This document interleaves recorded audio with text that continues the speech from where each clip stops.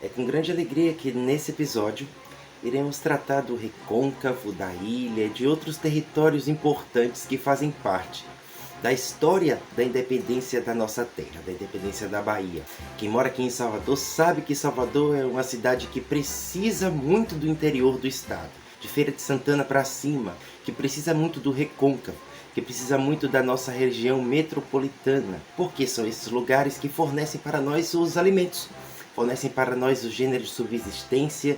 Existe uma lavoura ainda hoje muito próspera nos interiores da Bahia e que até hoje servem para abastecer a nossa cidade. Na época da independência, na época das guerras de independência, esses lugares eram essenciais para a sobrevivência da província da Bahia, um lugar onde a comida, a bebida, o gênero de subsistência estavam diretamente ligados ao Recôncavo, às terras do Recôncavo e ao interior. Então, nesse episódio nós iremos falar desses territórios. O território do Recôncavo, das cidades e vilas do Recôncavo como Maragogipe, Santo Amaro, São Francisco do Conde. Vamos falar também de lugares mais acima, perto da Chapada Diamantina, na subida do Rio Paraguaçu, Caetité, Pedrão, todos esses territórios imbuídos e fortes, aliados ao exército rebelde que fazia frente aos muitos portugueses que eram enviados para auxiliar as tropas de Madeira de Melo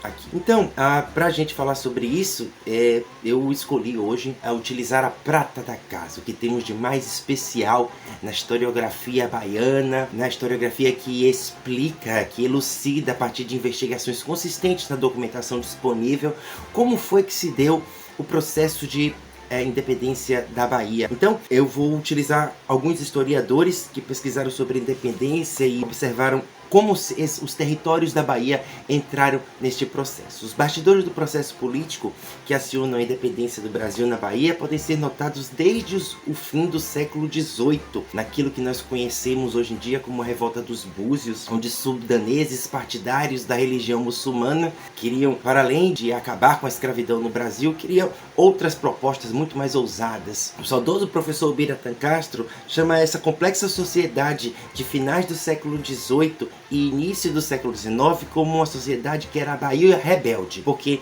a todo momento se estouravam problemas, se estouravam rebeliões, ou por escravos que fugiam dos engenhos e se iam aquilombar, e de vez em quando esses quilombos eram invadidos e muita gente morria dos dois lados, ou porque a acomodação de interesses no território baiano sempre foi marcada pelo sangue, foi marcada pela dor, foi marcada pela morte. Dona Cátia Matoso assinalava que no século XVIII as camadas intermediárias já formavam uma classe média que englobava todos os que conseguiam ganhar a vida pelo exercício de um ofício ou de um comércio de prestação de serviços, por exemplo, marceneiros, padeiros, doceiros, outras profissões como domadores de cavalo, vaqueiros, lavradores, pessoas com alguma especialização do seu trabalho, e também era nessa época, por causa dos resquícios do antigo regime, eram taxados como pessoas com defeito mecânico. Elas não tinham nenhuma categoria de nobreza, não eram filhos de nada, não tinham sangue azul e viviam do seu trabalho, viviam da sua especialização no trabalho para sobreviver. E o Recôncavo era um exemplo desse crescimento da camada intermediária de pessoas que viviam do seu próprio sustento,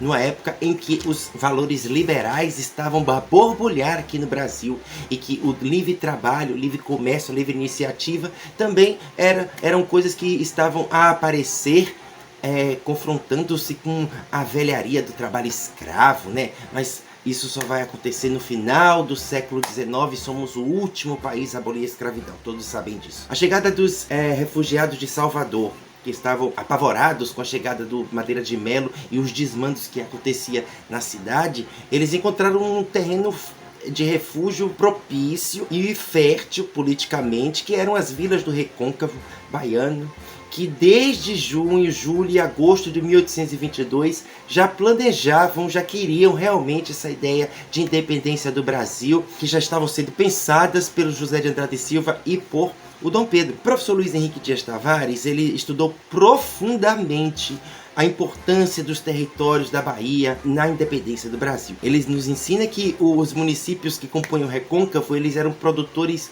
de gênero de subsistência, né? Eles produziam a sobrevivência da província. De lá saía açúcar, o fumo e outras mercadorias para o comércio internacional, quando ainda o Brasil estava com seus portos abertos para as nações amigas, além de grande produtora de gênero de subsistência para a cidade de Salvador. Então, o Recôncavo da Bahia, as vilas de Maragogipe, Santo Amaro, São Francisco do Conde, Camamu, Cachoeira, São Félix, todos esses lugares eles eram importantes também para o oferecimento de gêneros alimentícios para a cidade de Salvador. Quando acontecia algum problema nessas estradas, algum problema nessa comunicação, a demanda aumentava demais da cidade e a oferta diminuía, então a carestia era muito grande. Isso aconteceu de uma forma bastante decisiva na época da independência do Brasil. Pelo menos por 19 meses, o comércio, o fluxo de mercadorias do Recôncavo para a cidade estava comprometido por causa da situação de guerra que a Bahia vivia desde 1822. Mesmo desarmada, a vila de Cachoeira e todas as outras vilas circunvizinhas que formavam o Recôncavo da Bahia, eles não aceitavam o Madeira de Melo como o comandante das forças do exército, o comandante do Brasil daquela província, e fecharam o comércio para a subida do Paraguaçu até a Chapada Diamantina, afetando tanto lá de cima como cá embaixo, né? Os criadores de gado também entraram na jogada, utilizaram os lavradores, pequenos lavradores, brancos, pobres, que só tinham sua terrinha para plantar cana e vender para o senhor de engenho. Todos eles ficaram também conflagrados contra os desmandos de Madeira de Melo. Houve nesta época também muito quebra-quebra. Na cidade de Salvador e em outros lugares onde os comerciantes portugueses ou europeus tinham seus comércios, eles eram invadidos por causa da fome que graçava por toda a Bahia. Nos meses de junho, julho e agosto de 1822, é assim que nos diz Luiz Henrique Dias Tavares. Olha só. As vilas de Santo Amaro, Cachoeira, São Félix e Maragogipe, São Francisco do Conde já eram beligerantes à presença portuguesa e já estavam resolvidos contra a independência do Brasil, que já estava sendo planejada pelo José Bonifácio de Andrade e Silva, pelo Dom Pedro I e tantos outros articuladores da independência que se deu de forma muito bonita, né, às margens do rio Ipiranga, com Joaquim de Lima e Silva muito bonito e gordo em cima do seu cavalo, né, com o general Abatu todo bonito e alinhado na foto, mas que isso só aconteceu aqui na Bahia, principalmente por causa dos famélicos, dos famintos, de pessoas que realmente sentiam na pele o que era o estanco do comércio e fluxo de gênero de subsistência, que fizeram ainda mais as pessoas do Brasil se revoltarem contra os demandos portugueses. Não podemos baratear a palavra guerra, gente. Aqui na Bahia, ao contrário do que houve lá no Rio de Janeiro e em São Paulo, onde foram acomodados, a política foi muito mais de acomodação, aqui na Bahia houve guerra. Guerra no sentido das pessoas saírem de suas casas e não saberem se iam voltar, porque se encontravam no meio de buracos, onde estavam a esperar algum inimigo a passar para atirar ou para avançar e degolar, como a gente viu no episódio dos mata-marotos, né? Maroto quer dizer marujo, era uma corruptela da palavra marujo. Quem eram os marujos? Eram aqueles navegadores, eram aqueles marinheiros portugueses que desceram para aqui, para a Bahia, para tomar de assalto a cidade, a mando do general Luiz Inácio Madeira de Melo. Essa guerra foi sangrenta mesmo, as pessoas morreram, não somente na guerra, mas por causa da guerra, onde o saneamento básico foi piorando cada vez mais, pessoas morriam de tifo, morriam de varíola, morriam de bexiga, morriam de tuberculose, porque sequer a penicilina estava sendo inventada, porque o Alexander Fleming só ia nascer em 1881. Então, falar sobre a guerra da independência da Bahia é valorizar o trabalho do professor Luiz Henrique Dias Tavares,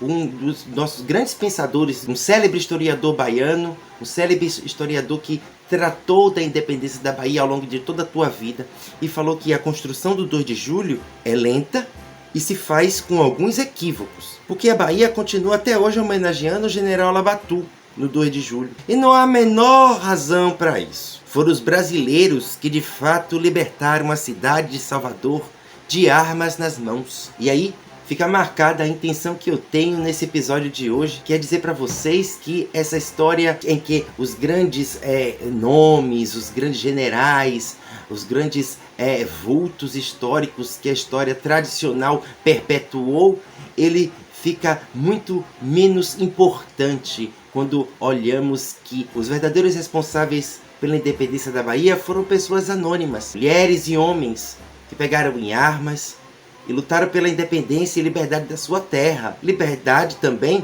do seu lugar, do lugar onde estava, que também estava sendo invadido por portugueses. A exemplo da ilha de Taparica. Da ilha de Taparica, que também era um grande celeiro de hortifruti granjeiros que eram enviados de barco para Salvador para alimentar a população. E também vinha para a ilha de Taparica para depois ser transportado para Salvador gêneros alimentícios da banda norte do Paraguaçu e do recôncavo da Bahia. Ela foi muito importante também nessa resistência, né? Porque lá era um lugar onde o Madeira de Melo e os seus soldados tentaram encontrar para tomar, mas sofreram grande resistência. Os poucos momentos que eles estiveram, as mulheres marisqueiras, as pescadoras, utilizando os seus encantos de mulher baiana, bonita, faceira, na noite mal iluminada pelos candeeiros, seduziam os marujos, os marotos portugueses pelas ruas e lá degolavam eles, trazendo baixas e muitas baixas para aquele povo que estava ameaçando a existência de um Brasil independente e livre. No próximo episódio nós vamos tratar dos nossos bairros do subúrbio e as rotas de independência da Bahia aqui em Salvador. Eu espero que você esteja gostando. Acompanhe comigo o terceiro episódio. Foi muito bom estar com você hoje. Tchau, tchau.